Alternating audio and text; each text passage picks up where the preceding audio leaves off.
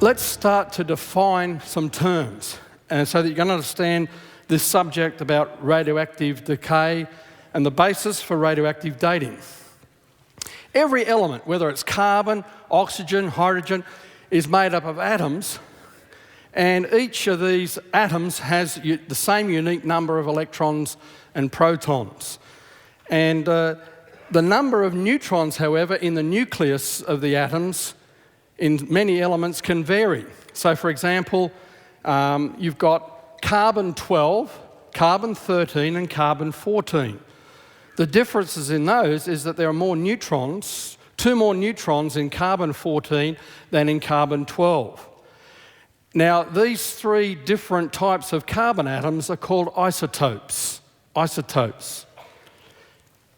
Now, some atoms in some elements have too many neutrons in their nuclei, so they become unstable. They can't hang on to them. There's not enough energy to hold all the particles together.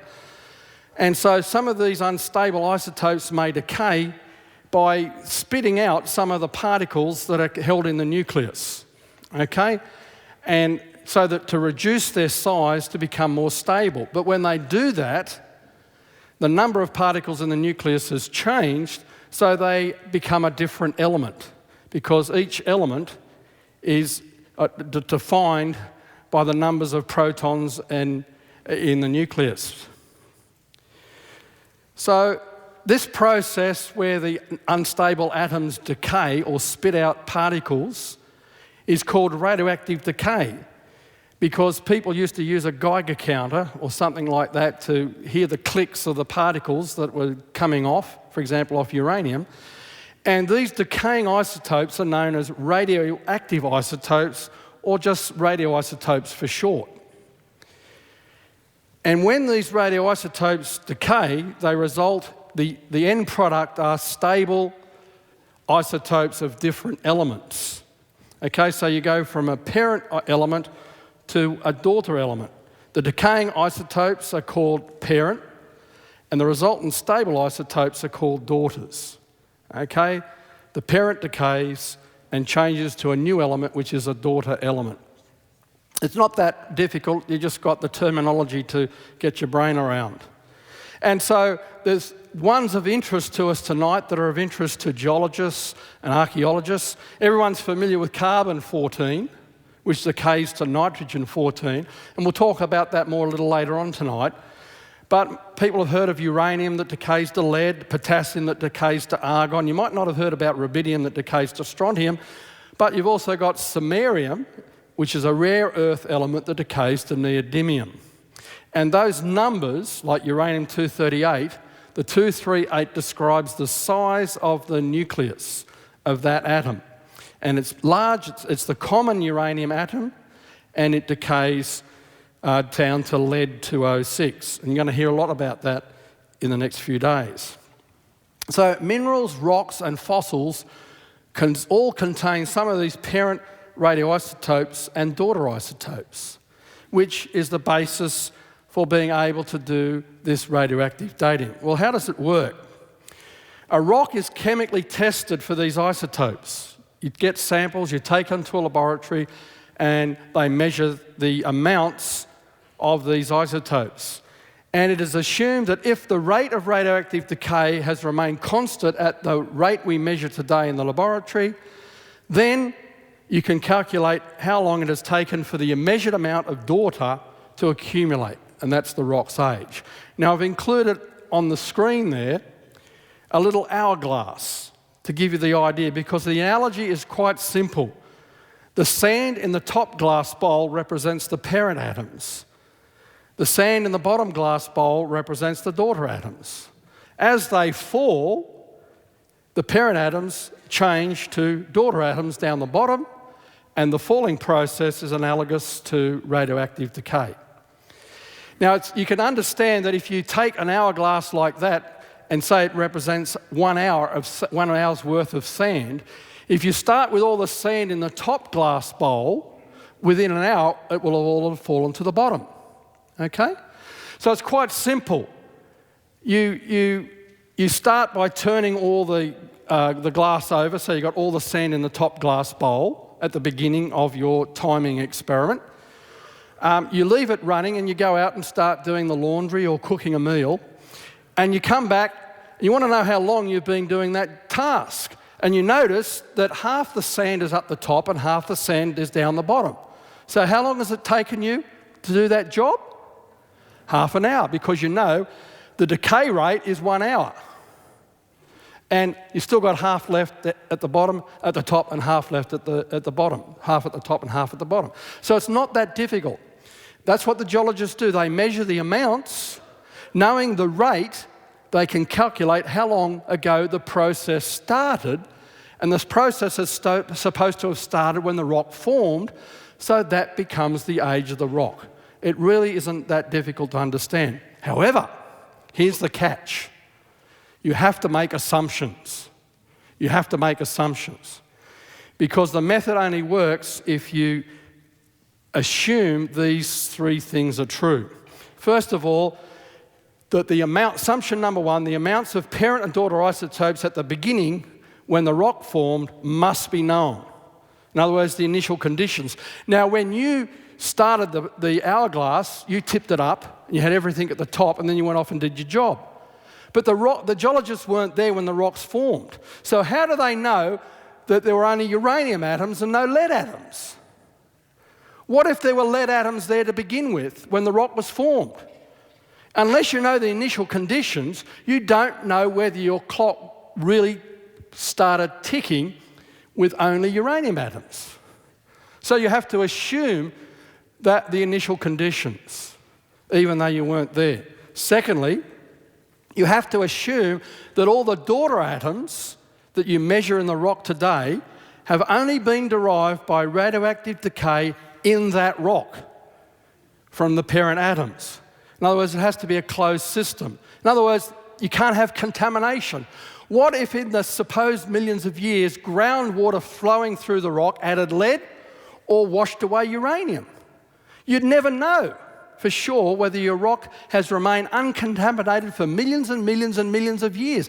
Now, you can understand it's a wide-sweeping assumption. I mean, it's like with your hourglass. Little did you know while you were out doing the laundry, your mischievous 13-year-old came and lifted up the lid and put some more sand in. He contaminated your clock. And you thought you had been going for half an hour, but actually you've been going for 40 minutes. You see what happens? If it isn't a closed system that can't be contaminated, you can't use that clock accurately. And thirdly, obviously, you have to know the rate of radioactive decay. It must have always been constant at today's measured rate. Now, the scientists have only been measuring radioactive decay for the last 100 or so years. It was only discovered just over 100 years ago. And so they've taken 100 years of measurements and assumed that those decay rates have been constant for millions and millions and billions of years. Now, that's an enormous extrapolation of 5 orders of magnitude. So none of these assumptions are actually provable because you weren't there to test the rocks in the past. The past is no longer gone. It's gone. We can't observe and measure the past or test it. So these assumptions are not even reasonable. In everyday experience, they're not even reasonable. The daughter atoms may be inherited when the rock forms. For example, in volcanic gases, you can get extra argon. Subsequent contamination is common. Now, I want you to understand that I'm not questioning the quality of the chemical analyses. If you ever visit a university laboratory where they do these measurements, the equipment is worth millions of dollars. And the sophistication is incredible. In the case of radiocarbon, they can actually count individual atoms. And they can reproduce their measurements with incredible precision. So we don't dispute the quality of the chemical analyses. But what happens is the geologist takes the analyses and interprets the numbers to calculate an age based on these assumptions. So what we're disputing is the ages and the assumptions. The need for assumption number one, however, the initial conditions, geologists have found a way to get around that by using the so-called isochron method. which we don't have time to go into details tonight because it's fairly complex. Assumption number 2 is easily discovered to be violated when contamination is detected. It's quite common to find rocks that are contaminated when they do the analyses, and so they discard those results. Not all results are ever published if they don't fit preconceived ideas about what the age of the rock should be. They put it down to contamination. However, it is insisted that assumption number 3, that is a constant decay rate, is universally true. It's supposed to be a universal condition, just like the speed of light, that they say can't be violated. Why? Because the resultant millions of years, ages, are needed for evolution to be possible, as we discussed this morning. You see, however, we're all aware that these millions of years, ages, are certainly way out of sync with the biblical time scale of only 6,000 years. So something is radically wrong if these radioactive methods give millions and billions of years when the Bible only talks about 6,000 years. But the interesting thing that I want to point out tonight, and I'll come back to this later, is often the resultant millions of years ages usually still match the relative order of the strata. In other words, rock layers down the bottom usually give older ages than rock layers up the top. And there's a reason for it, as we'll see shortly. But just hold that thought and we'll come back to it. For example, Precambrian rocks, ones down in the crystalline basement of the Grand Canyon that we'll talk about on Thursday night, usually date at older than 545 million years. And that's supposed to be the age of the Precambrian. So the question we should ask ourselves, if there's a matching of the relative order with the millions of years ages, which are highly inflated, of course, compared to the biblical timescale, we have to ask ourselves, why should radioactive decay rates have always been constant at today's measured rates? Why should that be an assumed constant? What if radioactive decay had changed in the past? If it had, and the clocks tick faster, then we couldn't use them to measure the ages of rocks. Well, I was involved in an 8-year project initiated by creationists called the Radioisotopes and Age of the Earth Project, the RATE project. And that project concluded that assumption number 3, that is, the constant decay rate assumption, is absolutely false. And I want to demonstrate that to you tonight. In this project, we discovered 5 independent lines of evidence that demonstrate that radioactive decays must have been grossly accelerated during one or more recent catastrophic geological events, especially during Noah's flood. Now, that makes sense. If we had catastrophic rock formation and other geological processes during the flood, why not catastrophic rates of radioactive decay? So if that's the case, and the clocks tick faster in the past, radioactive dating cannot be used to accurately give us the absolute millions of years ages that are claimed for the rocks. Well, let's look at these evidences. Number 1, helium in zircons. Zirconium silicate is a little mineral called zircon. And in zircon, these zircon grains, they contain uranium. They're highly radioactive. And as a result of having the uranium. And as the uranium decays, a byproduct of that decay is helium. So every uranium atom that decays actually produces 8 helium atoms as a byproduct. Now, some years ago, there were investigations into potential geothermal energy in the Los Alamos area of New Mexico. And in this drill hole, they intersected a granite. And in the granite, we find these zircon little crystals, microscopic crystals that can be separated from the rock, as you can see in that photograph there. Now, the age of these zircon crystals, based on uranium decaying to lead, was 1.5 billion years. 1.5 billion years. However, something interesting. As you go down the drill hole, you can see in this table, at deeper depths, the in situ temperature rose. That's right. At nearly 4 kilometres down, the rock was at 277 degrees. That's more than twice the boiling point of water. That's how hot the rocks were at that depth. And in that last column, you see that helium percent, okay? That number represents the percentage of the 1.5 billion years worth of helium that was still in those zircon crystals. At only 750 metres, the 1.5 billion years worth of helium, 20% of it had been lost and 80% had been retained in these crystals. You might say, so what? Well, it's very significant, as this research discovered. Why? Because helium leaks out of these crystals. It's only a tiny atom. It's the second smallest atom. You've got hydrogen and then helium. And you've got this crystalline structure of the atoms in a pattern like you see in the diagram there. And the helium atoms can slip out their way between the zirconium and silicon and oxygen atoms. And the hotter the crystal makes sense. It makes sense that the faster the helium leaks out. Why? You heat the crystal, the atoms vibrate more dramatically, so the helium atoms get more energy and they slip out more easily. And of course that makes sense. In that last table, the deeper you went in the hole, the hotter the temperature, the less helium that was still left. Now, based on this, an experiment was proposed. We know that the hotter the zircons, the faster the leakage rate, as you can see in that graph. Now, don't get fazed by these diagrams and graphs. They're really simple to understand. And we can make a calculation. The helium lost divided by the time is what we call the leakage rate.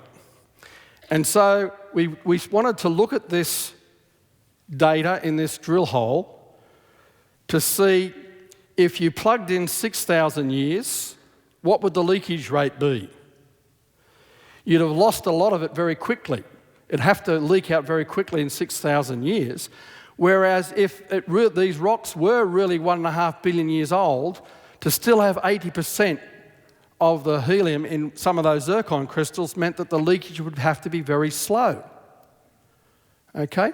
So we set up an experiment because, you see, no one had before measured how quickly helium leaks out. And so we published this prediction on this graph, which is temperature versus leakage rate. Diffusivity is just a fancy term for leakage. Okay? You can see that from that table I showed you before of the different depths and different temperatures, you can see the top one there is the 6,000 year line. That's how fast the leakage would have to be if all that helium leaked out in only 6,000 years. But if it leaked out in 1.5 billion years, it would be a lot slower, so that's further down in the graph. And the factor of difference is 100,000, okay? Now, we published this prediction in the year 2000, and then we did the experiments. Now, we were laying our necks on the line because we could be proved wrong just like that. What happened when the results came in? Bingo. The data matched exactly, not even slightly off, exactly to the 6,000 year line. And so it was done in a world-class laboratory, actually at Caltech. And the experimental data verified the 6,000 year prediction and totally annihilated the 1.5 billion year prediction. Isn't that incredible? And when you take the individual samples with the amount of helium left and do a calculation of the age from the leakage rate, the average was around 6,000 years. And so that means, what does that mean? It means that these two clocks were ticking at different rates. The helium leakage clock, we know what leakage is all about, we can study it from well-known scientific laws, whereas people don't fully understand how radioactive decay occurs. That means the only way these two clocks could be reconciled is, in a sense, a real sense, that 1.5 billion years of the nuclear decay occurred during 6,000 years of helium diffusion. Since helium diffusion is a known measurable property that we can understand the physics of it, that means the radioactive decay clock had to have been speeded up by 100,000 times. And that, we believe, occurred during the flood. And that makes sense of catastrophic geological processes during the flood. But as my colleague just said, there's more. Evidence number 2, different radioisotope ages. Well, the 4 major radioisotope dating methods used on rocks are potassium to argon, rubidium to strontium, uranium to lead, samarium to neodymium. Now, when most geologists do their studies, they only ever use 1 or 2 of these methods on their rock samples. Why? Because they say, well, whatever clock we use, we should get the same results. Whether we use the uranium method or the potassium method, it doesn't matter. Because the rock only has one age, and these clocks are all supposed to agree with one another. Therefore, they should all yield the same ages. And so they only ever do 1 or more dating methods on the same rock samples. And if someone ever wants to repeat the work, they usually collect different samples to use a different method. So we said, okay, we'll get smart. We'll use all 4 methods on the same rock samples to really see whether these clocks agree with one another. And we also use the superior isochron method that I talked about earlier. Why is it superior? Because instead of using 1 sample, you use 5 or more samples. And in many of our studies, we used up to 20 samples so that nobody could accuse us of being lied on with data. And that's very important. The more data, the more ability to get tighter statistics in our results. And that's exactly what we found. So I want to show you 4 rock units from the Grand Canyon.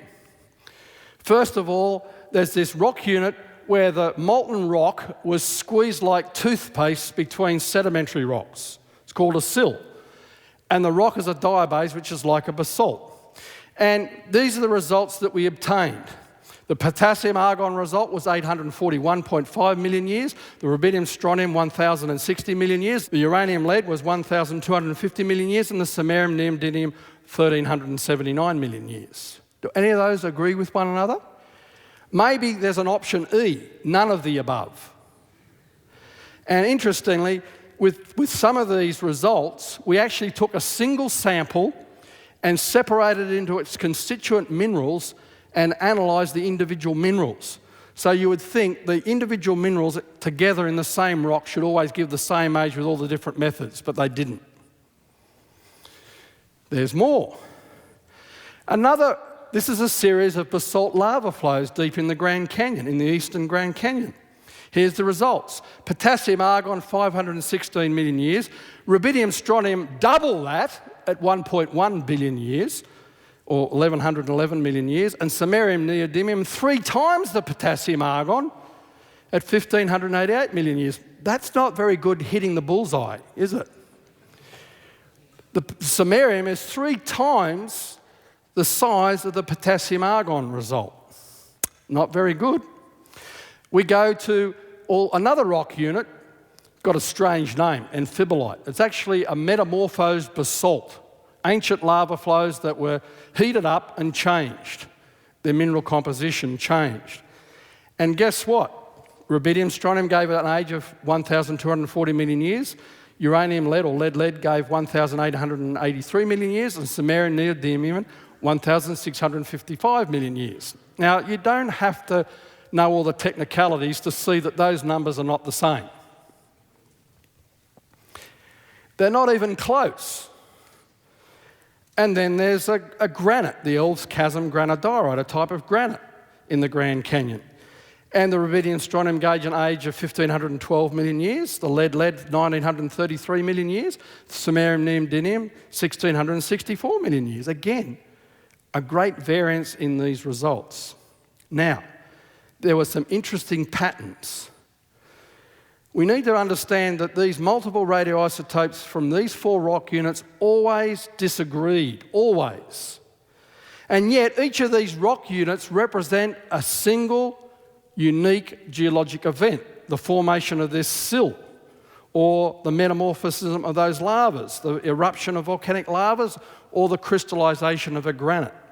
A unique one-time geologic event. So it should have had the same age with these clocks, but they weren't the same.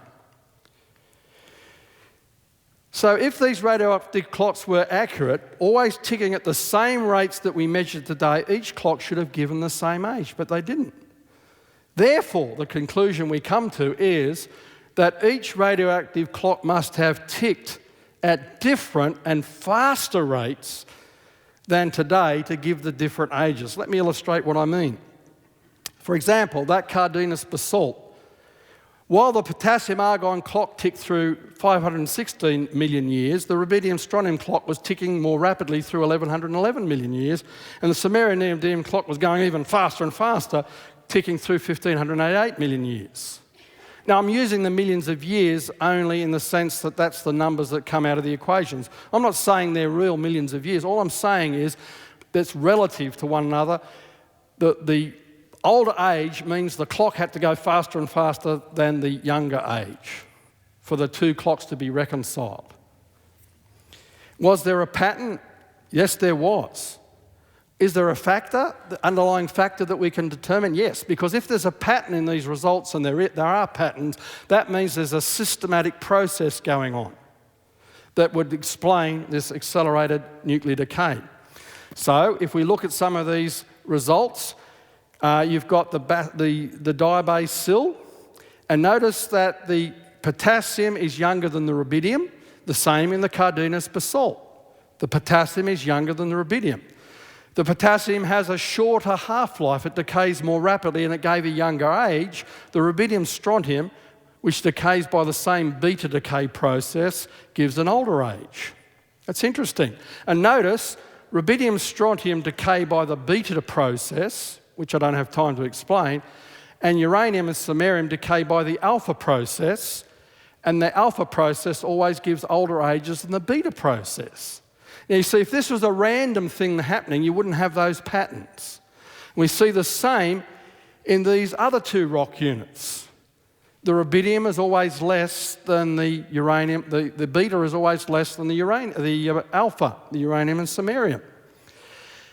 And that's what we found. The uranium and samarium neodymium ages, the alpha ages, are always older than the potassium, argon and rubidium, strontium, beta decay ages. And sometimes the longer the present half-lives, that's the slower the decay rate, the older were the ages. So rubidium, which had a slower decay rate, was always older than potassium, which has a faster decay rate. And we can also look at the atomic weight. And again, we find that the heavier atoms always give older ages than the lighter atoms. And therefore, there's a relationship to these ages between the decay rate and the size of the atom and the type of decay. We concluded that it has to do with the binding energy of the nuclear forces that hold the nuclei together. That you only have to make and theoretically you can show you only have to make a small change and you will accelerate nuclear decay. And I don't have time to go into that tonight. When all 4 major methods were used to date the same samples from the same rocks, they invariably yielded different ages. And these different ages can be explained if these radioactive clocks ticked at faster rates in the past, at different faster rates than today's measured slow rates. And so we have to conclude that these different radioisotope ages from the same rocks are evidence of accelerated nuclear decay, matching what we discovered from the helium leaking out of those zircon crystals. Evidence number 3, abundant fission tracks. Now, what on earth are these? Well, let me explain. Again, let's go to the bottom of the Grand Canyon, And one of the limestones down the bottom of the Grand Canyon, inside it, there's a little volcanic ash bed from a volcanic eruption. And inside this volcanic ash bed, which is, you can see there where the pen is for scale, it's only about 2 to 3 inches thick. This volcanic ash bed contains zircon crystals, these zirconium silicate crystals that contain uranium atoms. Now, sometimes a uranium atom, instead of decaying, well, as I said, it's unstable and it decays by radioactive decay, okay? And what it does is it ejects just a couple of little particles and the nucleus just gets a little bit smaller. But on other occasions, we have what is known as fission. That is, instead of a little bit of the atom of the nucleus coming off, the nucleus splits in half. This is the basis of the atomic bomb. It's called nuclear fission. The atom itself splits in half. So you get 2 fragments or 2 new atoms of similar size rather than something very large, still similar to the size of a uranium atom. So what happens? As the atom splits, the 2 halves fly apart, the 2 small atoms. And this process is called fission. Fission is division. Okay, so what happens? The atom splits apart and it breaks into 2 new atoms. What happens, therefore, inside a zircon crystal is that those 2 atoms flying apart damage the crystal and form a visible damage trail or track, which is called a fission track. And you can actually study these under a microscope. Here's some photographs. You can actually see where the atoms have split apart and damaged the zircon crystals. Now, the more atoms that have split apart, the more of these tracks are produced. So if you know the rate at which this fission or fission process occurs, you can count the number of tracks and use it as an age calculating method. And so this is something you can physically observe. In other words, nuclear decay has occurred through geologic time. There's no question about it. We have physical evidence that there has been abundant nuclear decay. Well, we again look at 3 examples. In the Peach Springs volcanic rock unit near Kingman, Arizona, we find fission tracks equivalent to 21 million years worth of nuclear decay at today's rate of fission. This is at the top of the flood sequence. We go down a little further, we go to the Morrison Formation, which is famous for its dinosaurs in Utah. Again, we find a volcanic ash bed, we extract the zircons, and we find there are fission tracks equal to 136 million years worth of nuclear decay at today's measured rate. Okay, I'm not saying there was 136 million years, I'm just saying if you use the assumption of today's measured rate and extrapolate back, that's the number you get. And again, if we go to the bottom of the Grand Canyon, the lowest of the units in the walls of the Grand Canyon, the Tapeats sandstone that we mentioned last night, it also has a volcanic ash bed in it, and the zircon crystals there have fission tracks equivalent to up to 500 million years worth of decay at today's measured rate. And that's at the bottom of the flood sequence. Now that makes sense. We know that therefore there's abundant evidence of nuclear decay during the time these rock layers were formed in the Grand Canyon, Colorado region, up to 500 million years worth. And it matches the supposed ages of these rocks. In other words, they're in the right relative order. But we know from our biblical foundations, our biblical time frame, that all of this occurred during the year of the flood. Therefore, we have observable physical evidence of 500 million years worth, measured at today's rates, of nuclear decay during the 1-year flood. In other words, the decay rate had to be grossly accelerated during the flood. And we have the observable physical evidence that that occurred. Evidence number 4, uranium and polonium radiohalos. Now, this is highly complex, and we're going to have a whole session on it on Thursday night. So if you haven't understood this time round, come back on Thursday night. But it's not that difficult to understand. Again, we go to a granite, say in Southern California, east of San Diego. Most granites contain a flaky black mineral called biotite. It's a mica mineral. You can peel the flakes apart. There's a white mica and there's a black mica. The black one is called biotite. And inside these biotite crystals, we find zircons. Again, this interesting crystal called zirconium silicate. It's interesting because it has uranium atoms in it, okay? But these radioactive uranium atoms are spitting out these alpha particles, which is the name of there's 2 neutrons and 2 protons that the nucleus spits out to reduce its size to become more stable.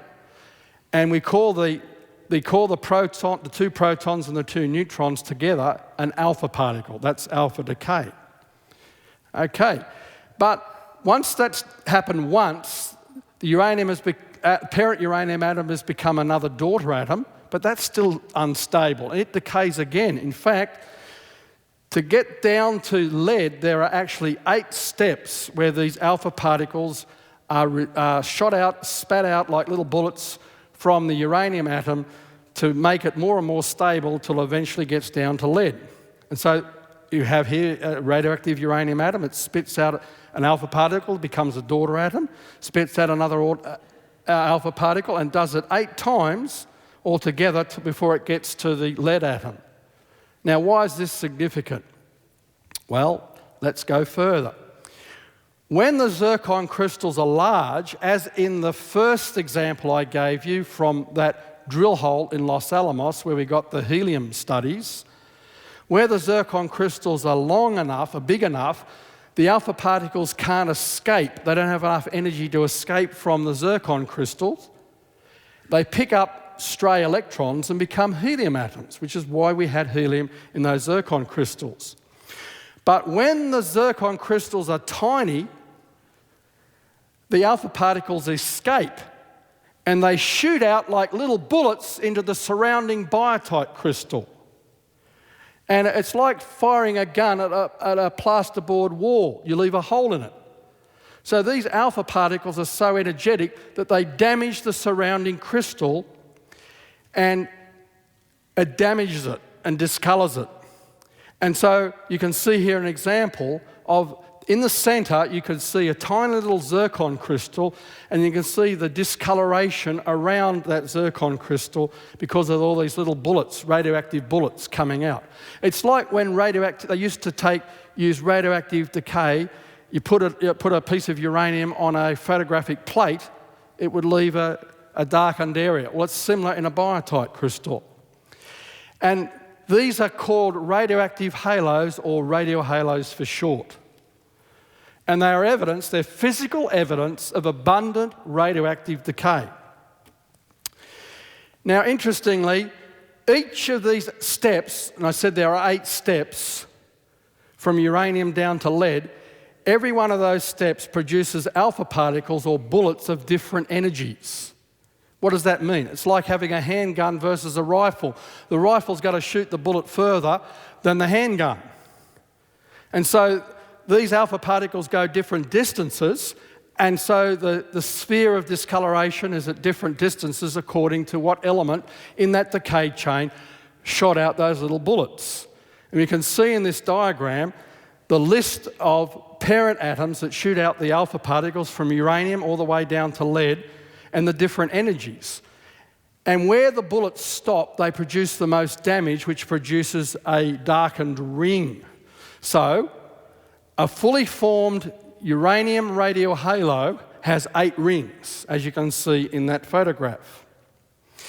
And it has been determined that to form this discoloration at such an intensity that it can be observed under a microscope requires 500 million to 1 billion of these alpha particles.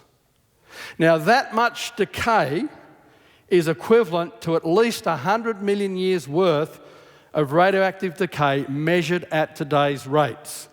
So when you see these radiohalos in a granite, it means that that granite has suffered at least 100 million years of radioactive decay. That's at today's rate. I'm not saying the million years ever happened. All I'm saying is if you take the measured rate today and extrapolate it back, that's the number you get.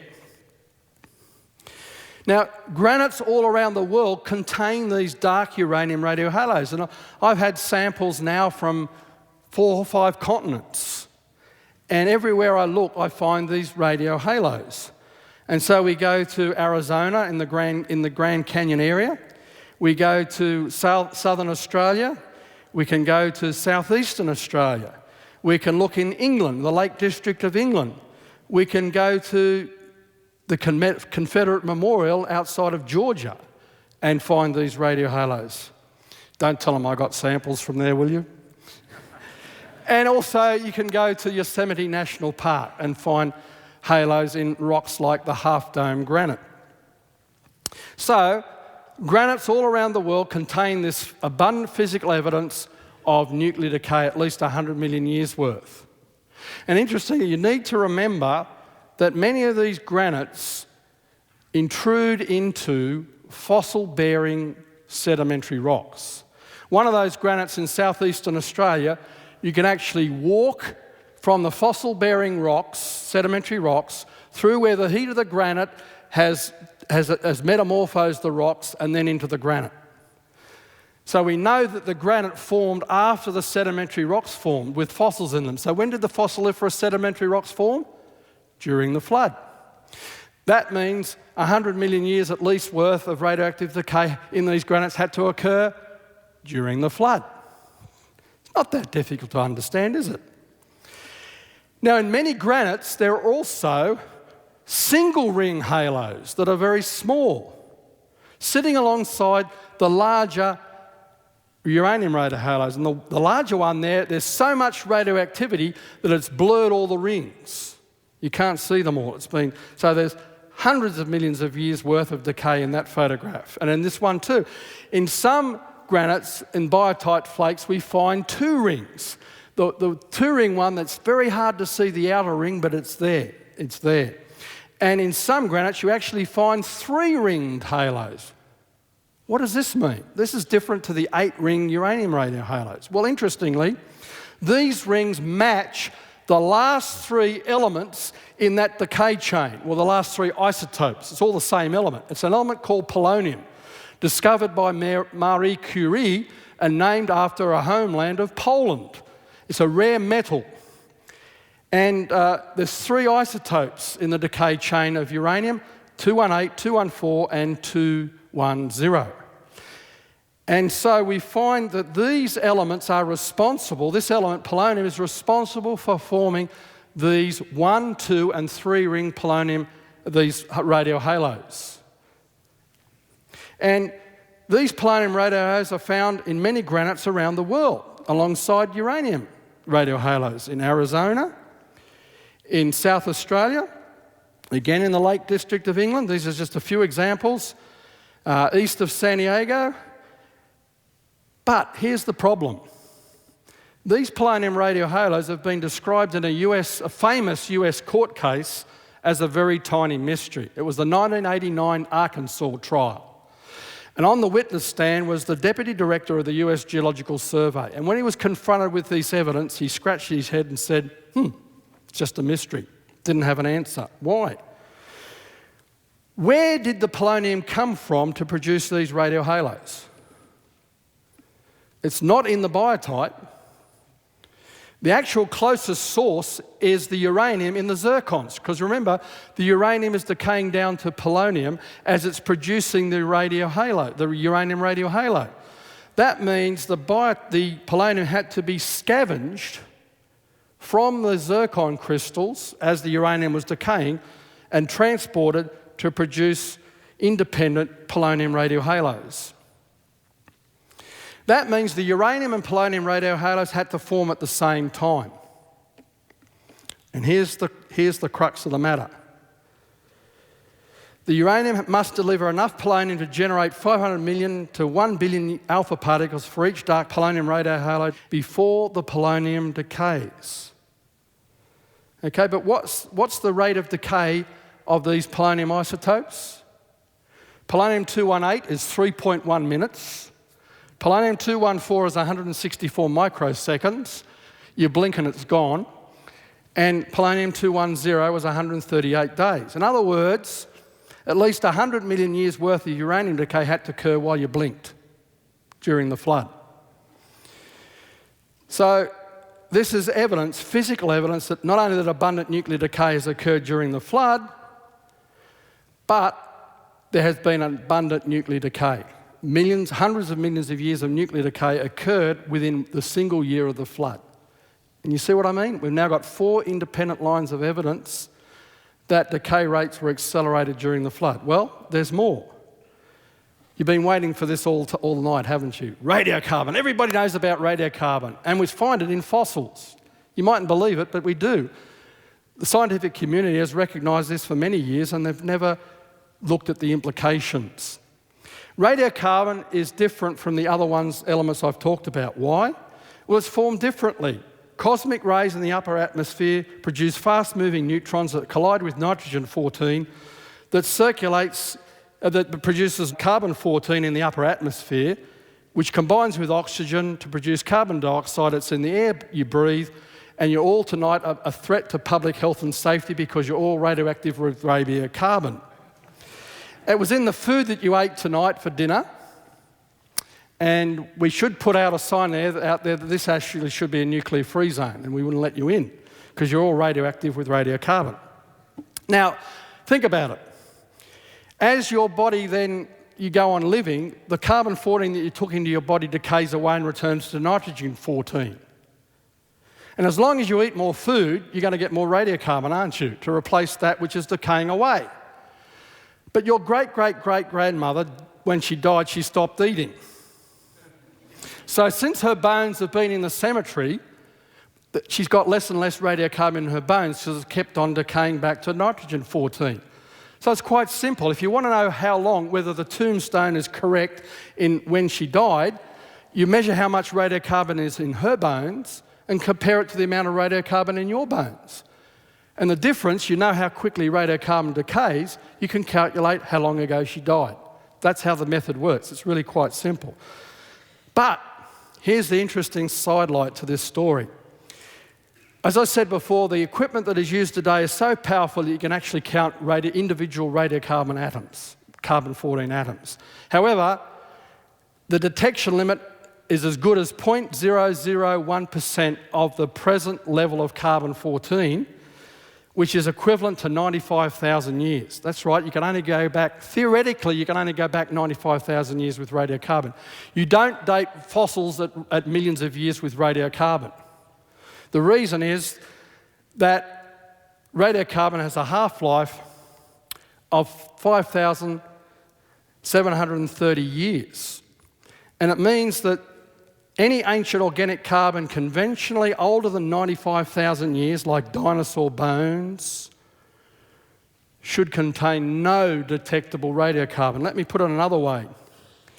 If every atom in the Earth was radiocarbon, within 1 million years it all have decayed away. There'd be none left. So that's why the scientists never used radiocarbon to date fossils at millions of years. But here's the embarrassment.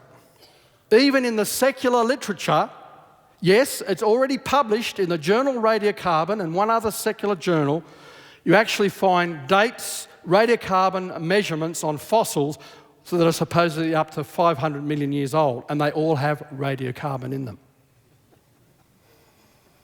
Why did they never tell us that in their textbooks? In fact, they're all young. They're not 500 million years old.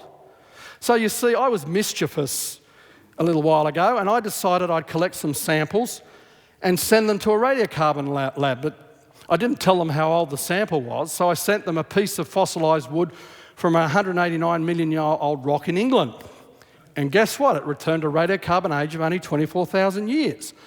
I took a piece of coal from Australia that's only 250 million years old supposedly. It gave an age of 33,700 years. And I went up to Northern California and collected samples of ammonite shells with fossil wood next to them. okay? And these are supposed to be 112 to 120 million years old. And look at the radiocarbon. The wood and the shell almost match one another. I had 4 samples like this, and some of them were almost exactly the same, in two different materials.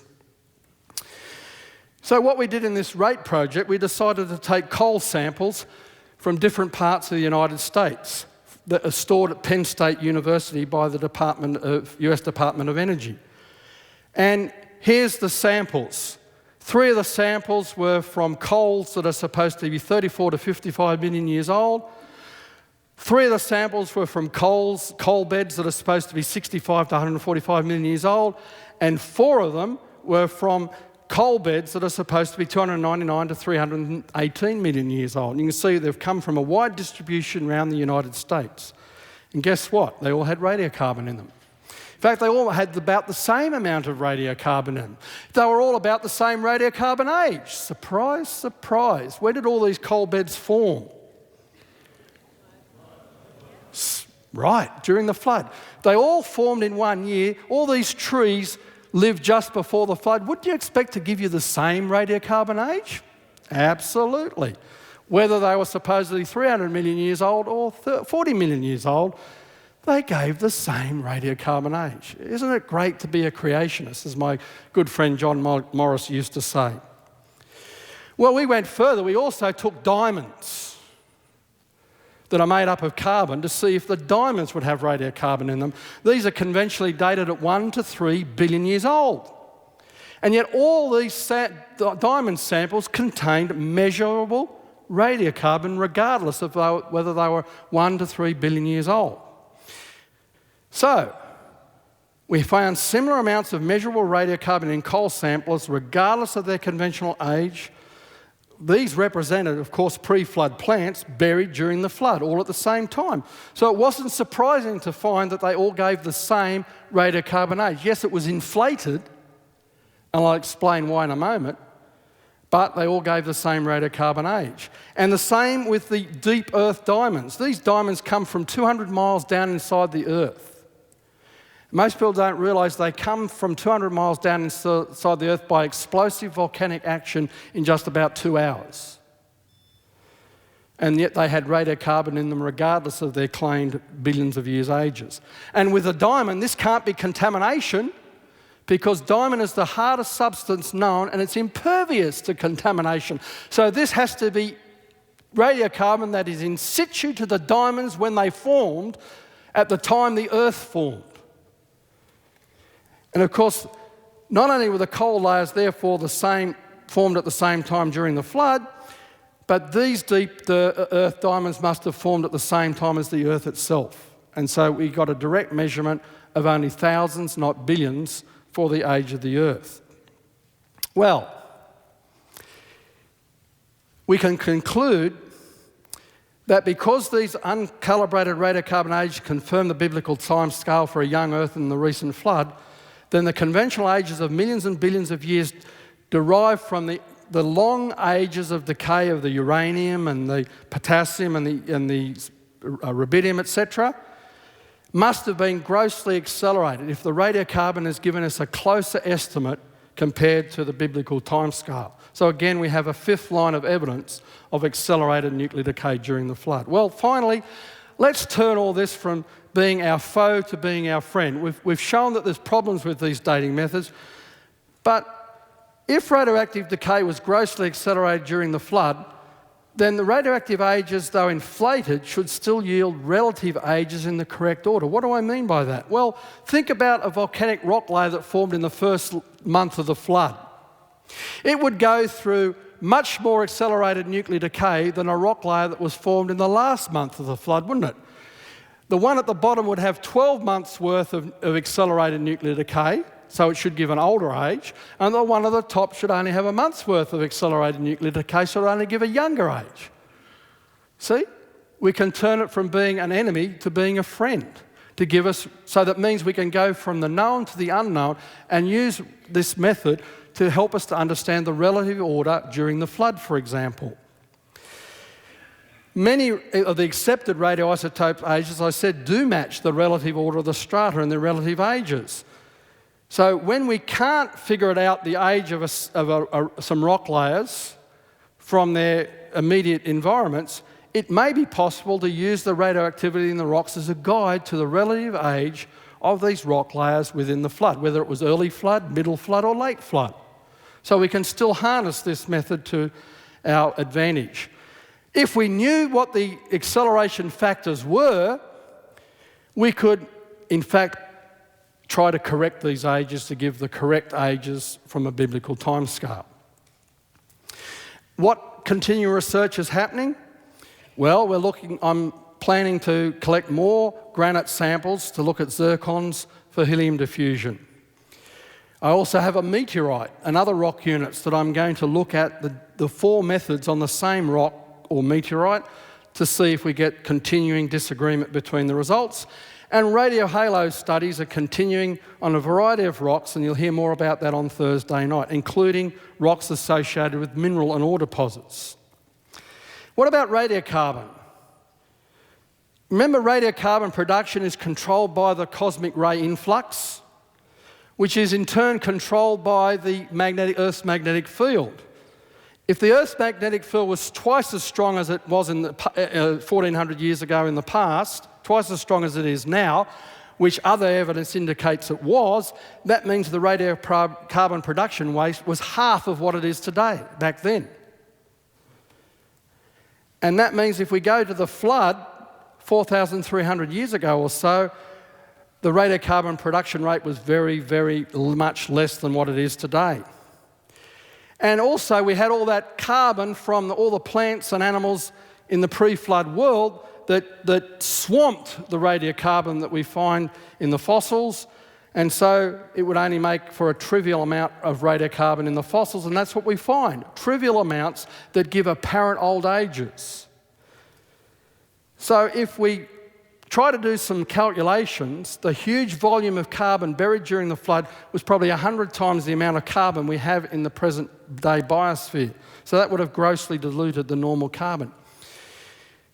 Yet the conventional ages, these conventional radiocarbons, all assume the radiocarbon production rate today. So if we correct these radiocarbon ages on the basis of slower, smaller amounts of radiocarbon production in the past, we can correct these numbers. And in fact, if we do that, the 50,000 years ages for the coal beds during the flood, we can shrink that down to less than 5,000 years by just dropping the assumption that using the present rate of radiocarbon production rate and the swamping of the radiocarbon with a lot more carbon during the flood. So if we can devise a recalibration factor, then we can use radiocarbon to more accurately determine ages of rocks and archaeological artefacts to match the biblical timescale, and it would become our friend and ally. So more research is currently being done on radiocarbon, including samples directly related to the biblical chronology. Well, conclusions, and we quickly wrap up here.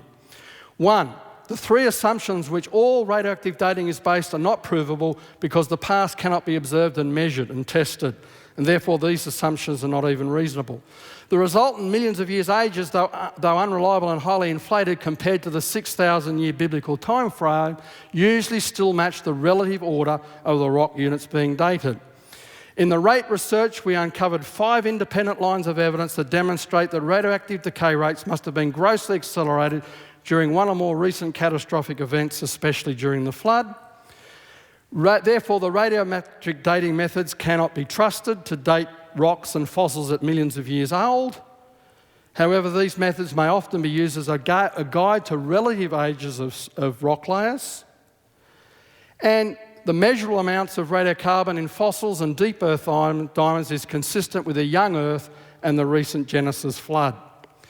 Continuing research, therefore, can help us uncover the factors that we can use for corrections so that we can transform these grossly inflated millions of years ages into the time scale of the biblical account and therefore turn these methods from being our foe to being our friend.